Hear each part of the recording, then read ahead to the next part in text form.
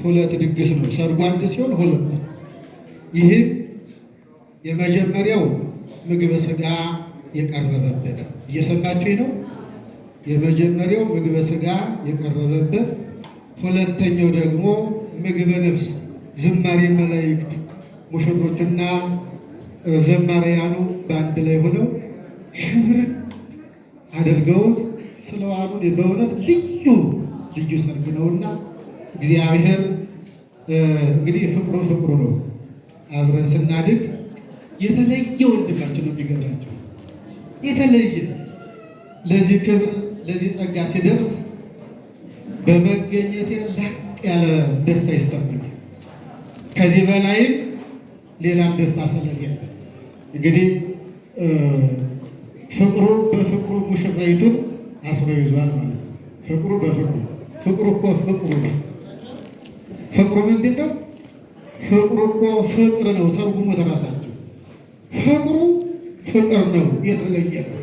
እንግዲህ ክብርት ሙሽራይቱ ክቡር ሙሽራው ሁለታችሁም በሥጋ ወደሙ ታትማችሁ ሰርጋችሁን ስታደርጉ በእውነት የሰማዕቱ የቅዱስ ፋሲለደስ በረከት ከእናንተ ጋር እንዳለ ተረድተናል።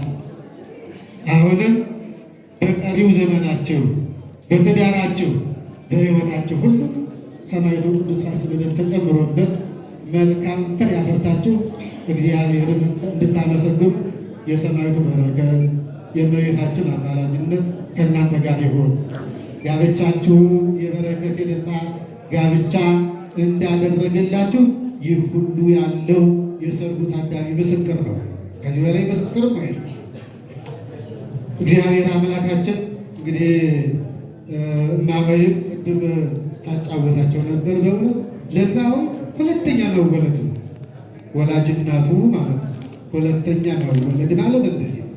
የልጅን ጸጋ፣ የልጅን በረከት፣ የልጅን ደስታ እንደዚህ ማለት ከዚህ የበለጠ ደስታ የለምና እንግዲህ በዚህ ሁሉ ያላችሁትን ሁሉ እግዚአብሔር አምላካችን በበረከቱ በዝማሬው በአንድ ላይ ተደስተን እንደዋለን ያው የደስቱን በአንድ ቦታ እንዲሰጠን አምላካችን ቅዱስ ፈቃዱ ይሁንልን። የቸርነት ባለቤት የምሕረት ባለቤት ቀሪውን ዘመናችንን ባርኮ ቀድሶ ሥርዓተ ቤተ ክርስቲያኗን አክብረን በጎን መድኃኔዓለም ክርስቶስ ይርዳን። ሰላም የዋለን አምላክ ሰላም ያሳድር። ቤታቸውን በበረከት ይሞላላችሁ። ዘበሰማያት